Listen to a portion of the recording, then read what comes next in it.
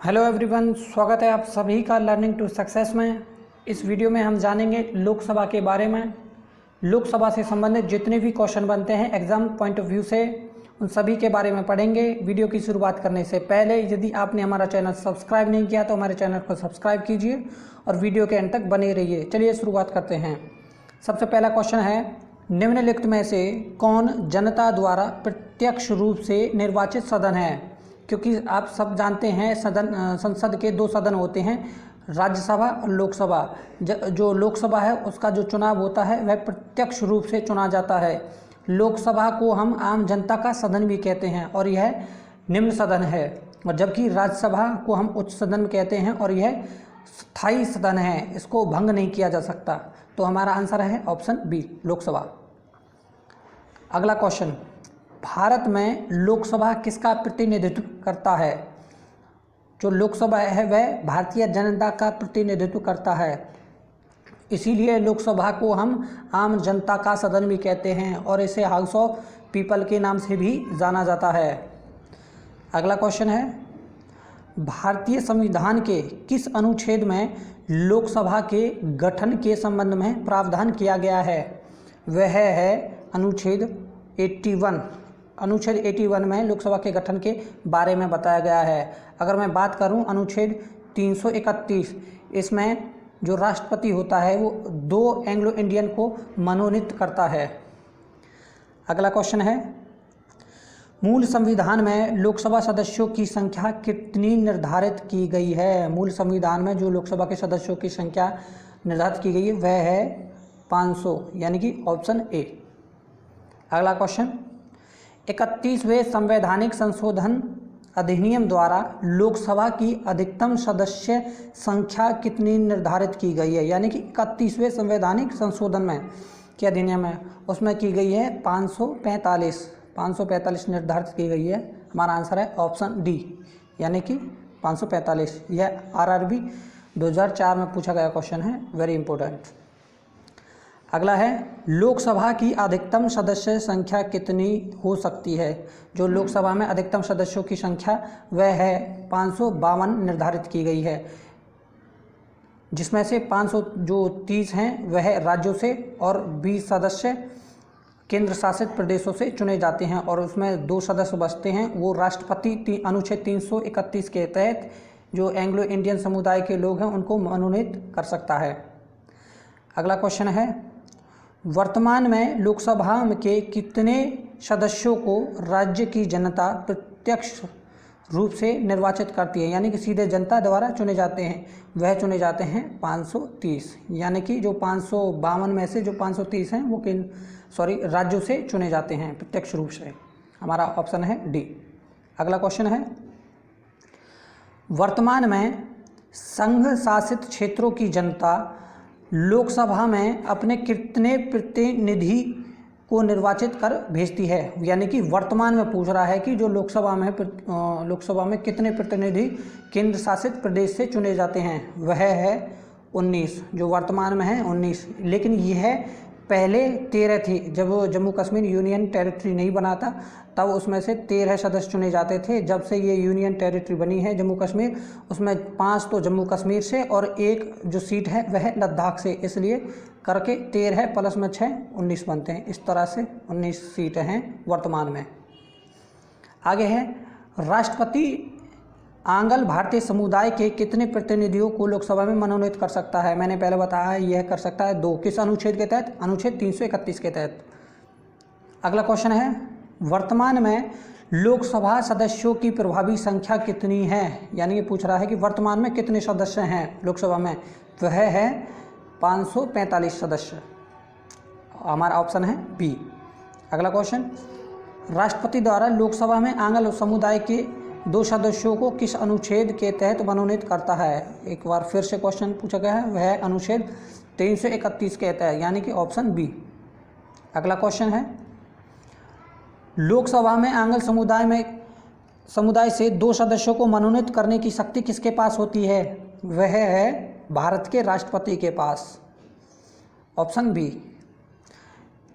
BPSC में पूछा गया क्वेश्चन और एसएससी 2011 में पूछा गया क्वेश्चन, वेरी इंपॉर्टेंट है, याद रखना। अगला क्वेश्चन है, लोकसभा में राज्यों को किस आधार पर सीटें आवंटित की गई हैं? जो लोकसभा में राज्यों को सीटें किस आधार पर आवंटित की गई हैं, बांटी गई हैं, वह है जनसंख्या के आधार पर। हमारा ऑप्शन है ए। अगला क्वेश्चन, वर्तमान लोकसभा में प्रत्येक राज्य के लिए स्थानों का आवंटन आधारित है, वह किस आधारित पर है? वह है जनगणना 1971 की पर आधारित, यानी कि जनगणना 1971 के पर आधारित लोकसभा की सीटों का बंटवारा किया गया था। Option C. अगला क्वेश्चन है, लोकसभा के निर्वाचन क्षेत्रों का सीमा निर्धारण पहली बार निम्नलिखित में से किस सन में किया गया था? वह किया गया था 1972 में, यानी कि ऑप्शन बी। Option B. अगला क्वेश्चन है, लोकसभा में राज्यवार सीटों का आवंटन 1971 की जनगणना पर आधारित है। यह निर्धारण किस वर्ष तक सेम रहेगा? यथावत का मतलब सेम रहेगा। यह रहेगा 2026 तक, यानी कि ऑप्शन बी। अगला क्वेश्चन, लोकसभा के सभी निर्वाचन क्षेत्र निम्न में से किस प्रकार के होते हैं? जो लोकसभा के चुनाव किस प्रकार होते हैं? वह होते हैं एकल सदस्यीय निर्वाचन क्षेत्र। Option A. अगला क्वेश्चन है, लोकसभा के एक निर्वाचन क्षेत्र कम से कम कितनी संख्या का प्रतिनिधित्व करता है? कम से कम कितनी जनसंख्या का प्रतिनिधित्व करता है? वह करता है 7.5 लाख का। 7.5 लाख जनसंख्या का एक सीट प्रतिनिधित्व करती है।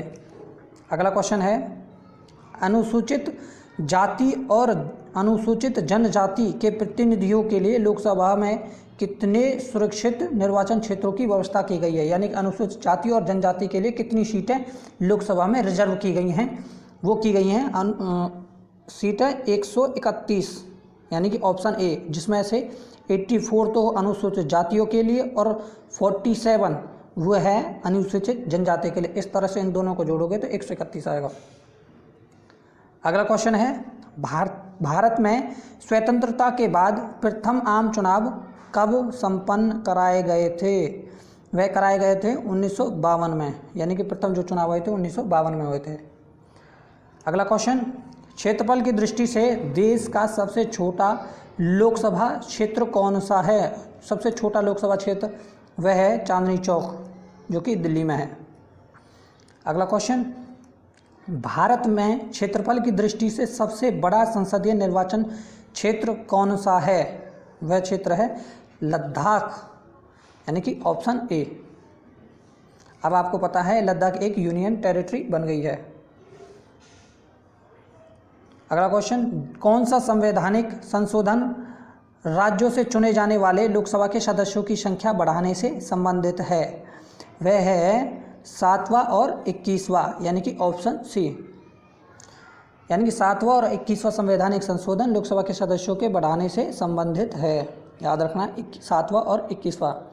अगला क्वेश्चन है, लोकसभा में केंद्र शासित प्रदेशों के प्रतिनिधि चुने जाते हैं। वो कैसे चुने जाते हैं? वह प्रत्यक्ष निर्वाचन द्वारा चुने जाते हैं, यानी कि ऑप्शन ए। अगला क्वेश्चन, राष्ट्रपति लोकसभा के 2 सदस्यों को निम्न का प्रतिनिधित्व देने के लिए नामित कर सकता है। यानी कि जो राष्ट्रपति द्वारा लोकसभा में 2 सदस्य चुने जाते हैं वह कौन से हैं? यानी कि वह हैं एंग्लो इंडियन। एंग्लो इंडियन कौन होते हैं मैं आपको बताता हूँ। जिसका पिता यूरोपियन कंट्री से हो या कोई विदेशी हो और माता भारत की हो, उनको हम एंग्लो इंडियन कहते हैं। उनकी संतानों को हम एंग्लो इंडियन कहा जाता है। अगला क्वेश्चन है, लोकसभा में निम्न में से किसके स्थान आरक्षित हैं? किसके स्थान रिजर्व किए गए हैं? अनुसूचित जाति के लिए, इसके लिए भी किए गए हैं, अनुसूचित जनजाति के लिए भी किए गए हैं, आंगल भारतीय वर्ग के लिए भी किए गए हैं। यानी कि हमारा आंसर बनता है ऑप्शन डी, ये सभी। अगर मैं बात करूं अनुसूचित जाति के लिए 84 सीटें रिजर्व की गई हैं, अनुसूचित जनजाति के लिए 47 और आंगल भारतीय समुदाय के लिए 2। अगला क्वेश्चन है, लोकसभा का चुनाव लड़ने के लिए इच्छुक व्यक्ति की न्यूनतम आयु कितनी है? उसके लिए है 25 वर्ष। यानी कि ऑप्शन बी। यह क्वेश्चन बार बार पूछा गया था, इसको याद रखना। लोकसभा के चुनाव के लिए जो न्यूनतम आयु होती है वह 25 वर्ष है। अगला क्वेश्चन, कौन सा राज्य सबसे अधिक प्रतिनिधि लोकसभा में भेजता है, यानी कि कौन सा राज्य में सबसे ज़्यादा लोकसभा की सीटें हैं, वह है बिहार। बिहार की बात करूं, बिहार में 40 सीटें हैं। और मध्य प्रदेश की बात करूं, मध्य प्रदेश में 29 सीटें हैं। पश्चिम बंगाल की बात करूं, इसमें हैं 42 और उत्तर प्रदेश में है 80। इस हिसाब से हमारा आंसर बनता है ऑप्शन डी, यानी कि उत्तर प्रदेश। उत्तर प्रदेश सबसे ज़्यादा लोकसभा की सीटें हैं। अगला है, निम्नलिखित युग्मों से कौन सा युग्म सही नहीं है, यानी कि आपको बताना है कि सीटें हैं। आंध्र प्रदेश है, आंध्र प्रदेश में 25 सीटें हैं। पंजाब में 13 हैं, असम में 13 हैं, पश्चिम बंगाल में 42 हैं। तो इसके हिसाब से अगर हम देखें तो पश्चिम बंगाल में 42 सीटें, ये सही है। असम में 14 होती हैं, 14, यहाँ पे 13 लिखा हुआ है, तो हमारा ऑप्शन बनता है ऑप्शन बी, यानी कि ऑप्शन बी हमारा गलत है। आंध्र प्रदेश और राजस्थान में 25 सीटें होती हैं, पंजाब में 13 सीटें होती हैं, तो हमारा ऑप्शन बन गया बी, यानी कि। अगला क्वेश्चन है, किस राज्य का लोकसभा और राज्यसभा में प्रतिनिधि सबसे अधिक हैं, वह है उत्तर प्रदेश में, यानी कि उत्तर प्रदेश में लोकसभा की सीटें 80 हैं और राज्यसभा में हैं 31, यानी कि इस तरह से उत्तर प्रदेश हमारा ऑप्शन है, आंसर है। अगला है,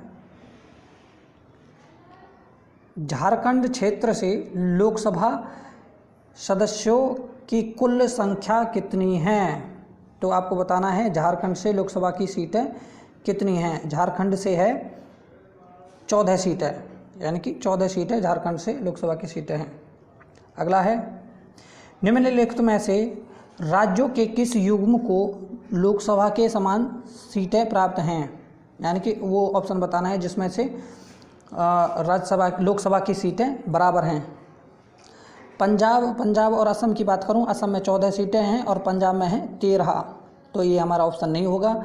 गुजरात और राजस्थान की बात करूं, गुजरात में है 26 और राजस्थान में है 25, ये भी हमारा ऑप्शन नहीं है। अगर बात करूं मध्य प्रदेश की, मध्य प्रदेश में 29 सीटें हैं। तमिलनाडु की बात करूं, तमिलनाडु में है 39, 39, और आंध्र प्रदेश और राजस्थान में है 25 सीटें, तो हमारा ऑप्शन बन जाएगा ऑप्शन डी। अगला क्वेश्चन है, उत्तर प्रदेश के अतिरिक्त लोकसभा में किन 2 राज्यों का प्रतिनिधित्व सबसे अधिक है, यानी कि आपको बताना है कि उत्तर प्रदेश के बाद लोकसभा की जो सीटें हैं वो किस किस में सबसे ज़्यादा हैं। वह हैं महाराष्ट्र और पश्चिम बंगाल में, यानी कि दूसरे नंबर पर आता है महाराष्ट्र, इसमें 48 सीटें हैं। पश्चिम बंगाल में आती हैं 42 सीटें, तो इसलिए हमारा ऑप्शन बन जाएगा ऑप्शन बी। अगला क्वेश्चन है, वर्तमान में किस राज्य का लोकसभा में अधिकतम सदस्यों की संख्या के हिसाब से दूसरे स्थान पर है, यानी कि दूसरे स्थान पर महाराष्ट्र है, यानी कि उसमें 48 सीटें। पहले नंबर पर यूपी है, उसमें 80 सीटें हैं। तीसरे नंबर पर पश्चिम बंगाल है जिसमें 42 सीटें हैं। आगे है, उत्तर प्रदेश के बाद सबसे अधिक संसदीय क्षेत्र किस राज्य में है, उत्तर प्रदेश के बाद, यानी कि दूसरे नंबर पर पूछ रहा है, वह है महाराष्ट्र। दोबारा से पूछा गया क्वेश्चन। अगला क्वेश्चन है, बिहार में लोकसभा की कुल सीटों की कुल संख्या कितनी है, जो बिहार में सीटें हैं लोकसभा की वह है 40 है। अगला क्वेश्चन है, छत्तीसगढ़ राज्य में लोकसभा के निर्वाचन क्षेत्र कितने हैं, छत्तीसगढ़ में पूछा है कि लोकसभा की सीटें कितनी हैं, ये हैं 11। अगला क्वेश्चन, निम्नलिखित 4 राज्यों में से किस राज्य में लोकसभा की सबसे कम सीटें हैं, इसमें ऑप्शन में 4 ऑप्शन दिए गए हैं, इसमें बताना है कि सबसे कम सीटें लोकसभा की किस राज्य में हैं। अगर मैं आंध्र प्रदेश की बात करूं, आंध्र प्रदेश में 25 सीटें हैं, हरियाणा में 10 सीटें हैं। केरल की बात करूं, केरल में 20 सीटें हैं, और उड़ीसा की बात करूं 21 सीटें। इसके हिसाब से जो सब कम सीटें हैं वह हरियाणा में हैं 10 सीटें, यानी हमारा आंसर बनेगा ऑप्शन बी। अगला क्वेश्चन, जहां तक लोकसभा में प्रतिनिधित्व का प्रश्न है, कौन से राज्य दूसरे और तीसरे स्थान पर हैं, वह है महाराष्ट्र और पश्चिम बंगाल, यानी कि महाराष्ट्र में 48 हैं और पश्चिम बंगाल 42 हैं, ऑप्शन बी ए। अगला क्वेश्चन है, लोकसभा में किस संघ शासित क्षेत्र के सर्वाधिक प्रतिनिधि निर्वाचित होकर जाते हैं, यानी कि पूछ रहा है केंद्र शासित प्रदेश क्षेत्र में सबसे अधिक सीटें किसकी हैं, उसमें है दिल्ली की। कितनी सीटें हैं, 7, यानी कि ऑप्शन ए। अगला क्वेश्चन है, संघ शासित क्षेत्र दिल्ली में कितने प्रतिनिधि लोकसभा में चुनकर आते हैं? वह है 7, यानी कि 7 प्रतिनिधि चुनकर आते हैं, ऑप्शन बी।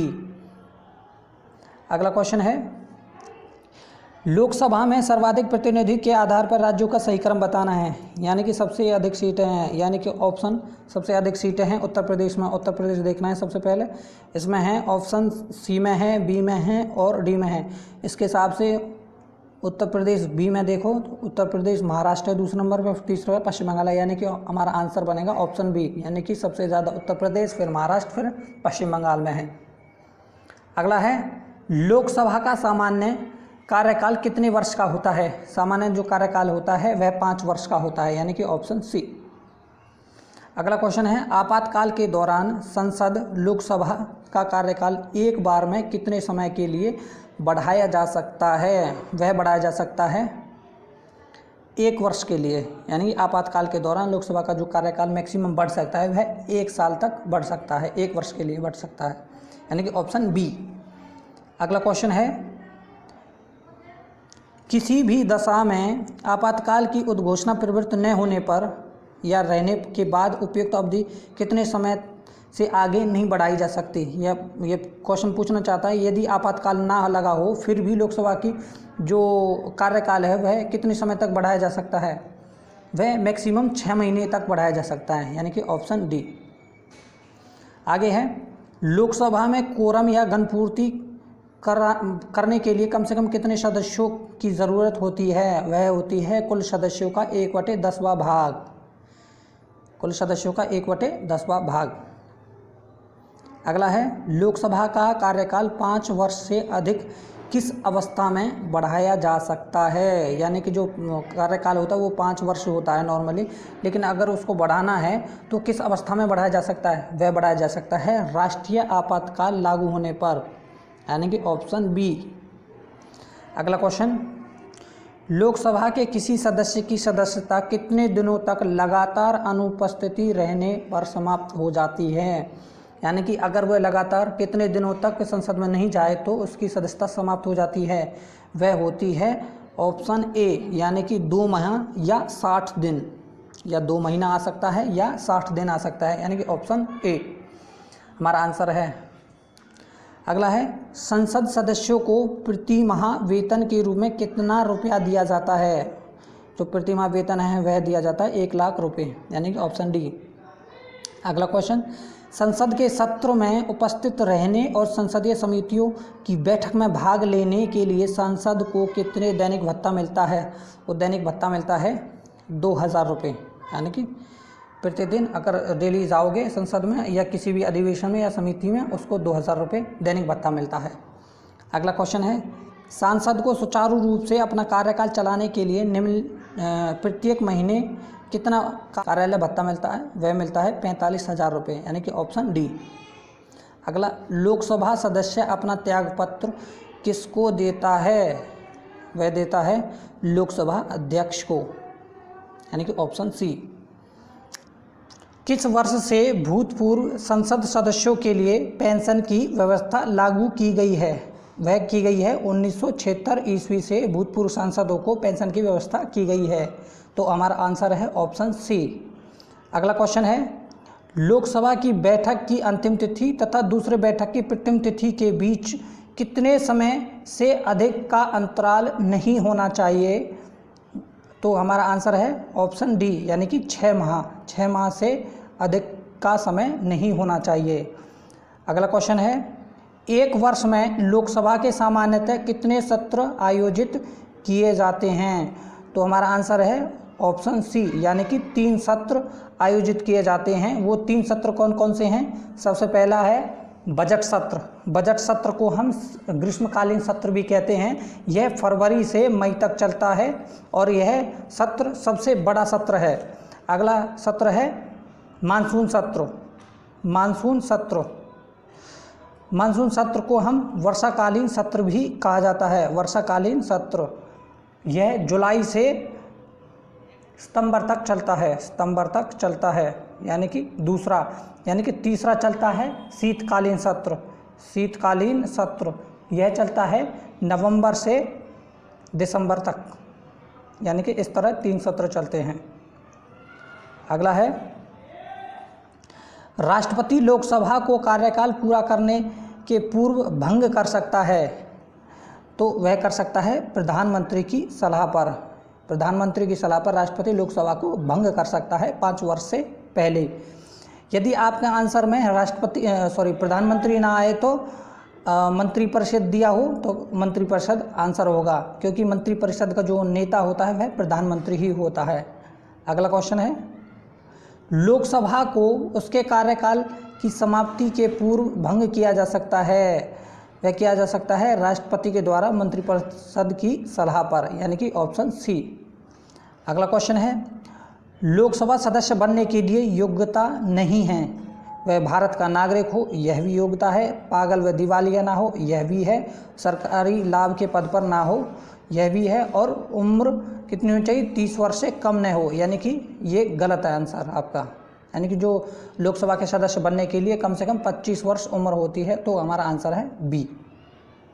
अगला क्वेश्चन है, 10वीं अनुसूची के तहत लोकसभा के किसी सदस्य की अयोग्यता से संबंधित मुद्दे का निर्णय कौन लेता है, यानी कि 10वीं अनुसूची के तहत हमारा आंसर है अध्यक्ष, यानी कि लोकसभा का अध्यक्ष फैसला लेता है, यानी ऑप्शन बी। अगला क्वेश्चन है, निम्नलिखित में से किसे लोकसभा का अभिरक्षक कहा जाता है?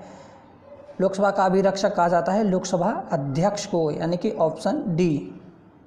अगला क्वेश्चन है, लोकसभा के अध्यक्ष को कौन चुनता है? वो चुनते हैं लोकसभा के सदस्य। लोकसभा के सदस्य लोकसभा के अध्यक्ष को चुनते हैं। अगला है, अस्थाई लोकसभा अध्यक्ष प्रोटेम स्पीकर को कौन नियुक्त करता है? उसको नियुक्त करता है भारत का राष्ट्रपति, यानी कि ऑप्शन ए। अगला क्वेश्चन है, लोकसभा की बैठक किस प्रकार समाप्त की जाती है? लोकसभा की बैठक विघटन द्वारा भी समाप्त की जाती है, स्तंगन द्वारा भी समाप्त की जाती है और सत्रावसन द्वारा भी की जाती है, यानी कि ऑप्शन डी, इनमें से सभी के द्वारा। यदि अगर मैं इन सभी के बारे में बात करूं तो जो विघटन होता है उसका मतलब होता है लोकसभा को भंग करना। स्तंगन का मतलब होता है यदि कि आपकी लोकसभा में कार्रवाई चल रही है तो किसी भी विधेयक पर यदि विरोध ज़्यादा हो जाए और कार्रवाई ना चले तो लोकसभा का जो अध्यक्ष होता है उसको स्तंगन करता है, आज की बैठक को समाप्त कर देता है। और अगर सत्रावसन की बात करें तो यानी कि जो संसद में जो 3 सत्र चलाए जाते हैं, बजट सत्र, मानसून सत्र और शीतकालीन सत्र, उनमें से जब उसका अंतिम दिन होता है उसी दिन जो भारत का राष्ट्रपति होता है उसको सत्रावसन द्वारा समाप्त कर दिया जाता है। अगला क्वेश्चन है, लोकसभा का विघटन कौन कर सकता है? लोकसभा का विघटन राष्ट्रपति करता है, किसकी सलाह पर? या प्रधानमंत्री की सलाह पर या मंत्रिपरिषद की सलाह पर, यानी कि ऑप्शन ए। अगला क्वेश्चन है, सामान्यतः 5 वर्ष की समाप्ति के पहले लोकसभा को निम्नलिखित में किसके द्वारा विघटित किया जा सकता है? वह किया जा सकता है प्रधानमंत्री की सलाह पर राष्ट्रपति द्वारा, यानी कि ऑप्शन सी। अगला क्वेश्चन है, लोकसभा की सामान्य अवधि बढ़ाई जा सकती है, कब बढ़ाई जा सकती है? जब आपातकाल के देश में आपातकाल लगा हुआ हो। और कौन करता है इसको? संसद द्वारा पारित अधिनियम द्वारा लोकसभा की अवधि बढ़ाई जा सकती है, यानी कि ऑप्शन ए। अगला क्वेश्चन है, राज्यसभा और लोकसभा की समान शक्तियां किस क्षेत्र में हैं? यानी कि पूछना चाह रहा है किस क्षेत्र में लोकसभा और राज्यसभा को समान शक्तियां दी गई हैं? वो दी गई हैं संविधान के संशोधन के विषय में। यदि संविधान का संशोधन किया जाता है तो विधेयक को दोनों सदनों में पास करना अनिवार्य है। ठीक है। अगला क्वेश्चन है, लोकसभा का नेता कौन होता है? लोकसभा का नेता होता है प्रधानमंत्री, हमारा ऑप्शन है बी। अगला क्वेश्चन है, लोकसभा और विधानसभा के निर्वाचन में एक उम्मीदवार अपनी जमानत की राशि खो देगा अगर उसे कुल वैध मतों का 1/6 मत प्राप्त ना हो। यदि उसे 1/6 से कम वोट मिली हो तो वह अपनी जमानत राशि खो देगा कुल वैध मतों का। अगला क्वेश्चन है, कोई वित्तीय बिल प्रस्तावित हो सकता है, कब हो सकता है? केवल लोकसभा में। लोकसभा में वित्तीय बिल प्रस्तावित हो सकता है। और वित्तीय बिल से संबंधित जो अधिकार है वह लोकसभा को ज़्यादा दिए गए हैं राज्यसभा की अपेक्षा। तो हमारा आंसर है ऑप्शन बी। अगला क्वेश्चन है, निम्न श्रेणियों में से किस विधेयक केवल लोकसभा में ही प्रारंभ किए जाते हैं? वह है वित्त विधेयक। वित्त विधेयक से संबंधित जितने भी निर्णय हैं वो लोकसभा लेता है। अगला है, किसी विशेष दिन लोकसभा में अधिकतम कितने तारांकित प्रश्न पूछे जा सकते हैं? लोकसभा में अधिक से अधिकतम 20 क्वेश्चन तारांकित पूछे जाते हैं। ये तारांकित क्वेश्चन कौन से होते हैं? वे क्वेश्चन होते हैं जिनका जवाब हम मौखिक रूप से देते हैं। अगला क्वेश्चन है, लोकसभा में नामित सदस्यों की अधिकतम संख्या कितनी हो सकती है? वह अधिकतम 2 हो सकती है। कौन करता है इनको? मनोनीत राष्ट्रपति करता है। एंग्लो इंडियन समुदाय के 2 लोगों को राष्ट्रपति मनोनीत करता है अनुच्छेद 331 के तहत। 331 के तहत, अनुच्छेद 331 के तहत। अगला क्वेश्चन है, लोकसभा व राज्यसभा की शक्तियां समान होती हैं? किस क्षेत्र में समान होती हैं? राष्ट्रपति के निर्वाचन के संबंध में, उपराष्ट्रपति के निर्वाचन के संबंध में, राष्ट्रपति के विरुद्ध महाभियोग के संबंध में, यानी कि ऑप्शन डी, यानी कि इन सभी के संबंध में लोकसभा राज्यसभा को शक्तियां समान हैं। अगला क्वेश्चन है, अविश्वास प्रस्ताव किस सदन में लाया जाता है? अविश्वास प्रस्ताव जो है वह लोकसभा में लाया जाता है, यानी कि ऑप्शन ए। अगला क्वेश्चन, लोकसभा में अनुसूचित जाति व अनुसूचित जनजाति के लिए सीटों का आरक्षण संविधान के किस अनुच्छेद में उपबंधित है? वह है अनुच्छेद 330 के तहत, यानी कि ऑप्शन सी। अगला क्वेश्चन है, निम्नलिखित में से कौन सा राज्य लोकसभा में अनुसूचित जनजातियों के सर्वाधिक प्रतिनिधित्व निर्वाचित करता है? आपको बताना है कि किस राज्य में अनुसूचित जनजाति की सर्वाधिक सीटें हैं लोकसभा में। आंध्र प्रदेश। आंध्र प्रदेश की बात करो, इसमें 1 सीट है अनुसूचित जनजाति की। बिहार में है ही नहीं। मध्य प्रदेश में 6 सीटें हैं और महाराष्ट्र में 4। तो हमारा आंसर बनेगा ऑप्शन सी। अगला क्वेश्चन है, निम्नलिखित राज्यों में से किसमें अनुसूचित जनजाति के लिए लोकसभा में स्थान आरक्षित नहीं है? यानी कि केरल, तमिलनाडु में, बिहार, उत्तराखंड में, पंजाब, हरियाणा में, यानी कि हमारा आंसर है उपरोक्त सभी। इन तीनों में से किसी में अनुसूचित जनजाति की सीट है ही नहीं। तो ऑप्शन डी। अगला क्वेश्चन है, किस राज्य में लोकसभा में अनुसूचित जाति और अनुसूचित जनजाति के लिए आरक्षण नहीं है? अनुसूचित जाति और जनजाति के लिए आरक्षण नहीं है। नागालैंड, सिक्किम, गोवा या इनमें सभी? तो हमारा आंसर है इनमें सभी। किसी में भी अनुसूचित जाति और अनुसूचित जनजाति के लिए आरक्षण नहीं है। अगला क्वेश्चन है, देश का वह संसदीय निर्वाचन क्षेत्र कौन सा है जिसकी सीमाएं 9 संसदीय निर्वाचन क्षेत्रों को स्पर्श करती हैं? वह क्षेत्र है नागौर। यह कहाँ पड़ता है? राजस्थान में। राजस्थान का नागौर जो संसदीय क्षेत्र है वह 9 निर्वाचन क्षेत्र से स्पर्श करता है, यानी कि ऑप्शन डी। अगला क्वेश्चन है, किस लोकसभा में निर्वाचित महिला सांसदों की संख्या सबसे कम थी? वह है छठी लोकसभा में। छठी लोकसभा में कितने महिला थी? 19, यानी कि 3.4%। किस लोकसभा में निर्वाचित महिला सांसदों की संख्या सबसे अधिक है? वह है 17वीं लोकसभा में। कितनी है? 78। अगला क्वेश्चन है, प्रथम लोकसभा की पहली बैठक कब हुई थी? वह हुई थी 13 मई 1952 को, यानी कि ऑप्शन नंबर बी। 13 मई 1952 को लोकसभा की प्रथम बैठक हुई थी। मंत्रिपरिषद किसके प्रसाद पर्यंत कार्य करती है? यानी कि ये क्वेश्चन पूछना चाह रहा है, जो मंत्रिपरिषद होते हैं वह किस सदन के प्रति उत्तरदायित्व रखते हैं? वह है लोकसभा के प्रति। हमारा आंसर है ऑप्शन नंबर बी। लोकसभा किस प्रकार मंत्रिपरिषद के उत्तरदायित्व को व्यवहारिक रूप प्रदान करती है? ऑप्शन है, मंत्रिपरिषद के विरुद्ध अविश्वास का प्रस्ताव पारित कर, मंत्रिपरिषद के किसी भी सदस्य द्वारा प्रस्तुत प्रस्ताव या विधेयक को अस्वीकार कर, या मंत्रिपरिषद के किसी भी मंत्री द्वारा पेश की गई धन की मांग को अस्वीकार कर। हमारा आंसर है ऑप्शन नंबर डी, यानी कि उपरोक्त सभी। अगला क्वेश्चन है, लोकसभा के सुरक्षित निर्वाचन क्षेत्र में निम्न में से किस वर्ग के लिए नहीं है, यानी कि पूछना चाह रहा है किस वर्ग के लिए सीटें रिजर्व नहीं की गई हैं। वो नहीं की गई हैं ओबीसी के लिए, यानी कि पिछड़ा वर्ग के लिए। अनुसूचित जाति के लिए 84 सीटें रिजर्व की गई हैं, अनुसूचित जनजाति के लिए 47 सीटें रिजर्व की गई हैं। अगला क्वेश्चन है, भारतीय संविधान के अनुसार संविधान संशोधन विधेयक संसद के किस सदन में पारित करवाना होता है। जो अगर संविधान संशोधन से संबंधित आए तो इसको दोनों सदनों में पास कराना होता है, राज्यसभा में भी और लोकसभा में भी। तो हमारा आंसर है दोनों में, यानी कि ऊपरी सदन में और निचले सदन में भी अलग अलग से पास करवाना होता है। अगला क्वेश्चन है, भारत के राष्ट्रपति किसकी अनुशंसा पर लोकसभा को भंग कर सकता है। वह कर सकता है मंत्रिपरिषद की सलाह पर। तो ऑप्शन डी। पश्चिम बंगाल में कुल लोकसभा की सीटें कितनी हैं। तो पश्चिम बंगाल में 42 सीटें हैं।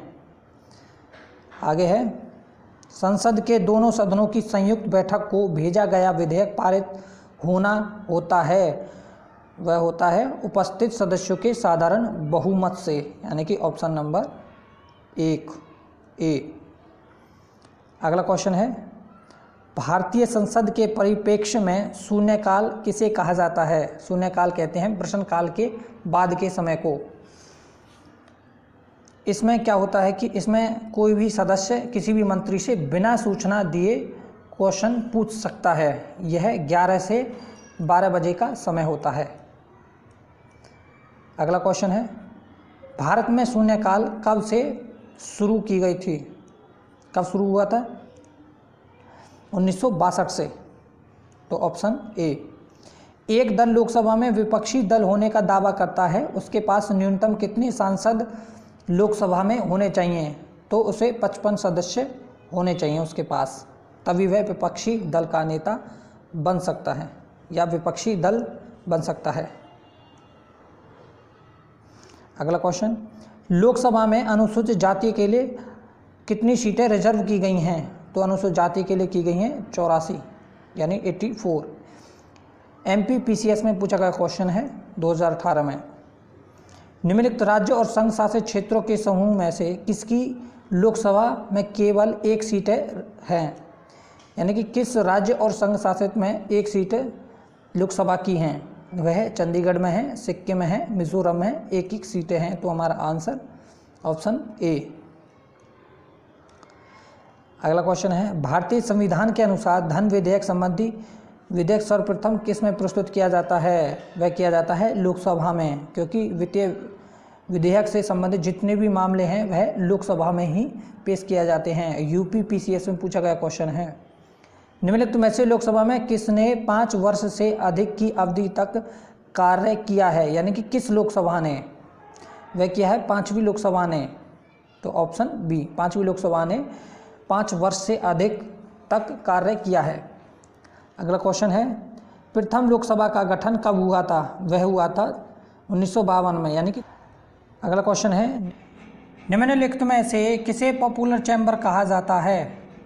पॉपुलर चैम्बर लोकसभा को कहा जाता है। लोकसभा को और नामों से भी जाना जाता है, जिसमें हाउस ऑफ पीपल भी कहते हैं इसको निम्न सदन भी कहते हैं, इसे अस्थाई सदन भी कहा जाता है।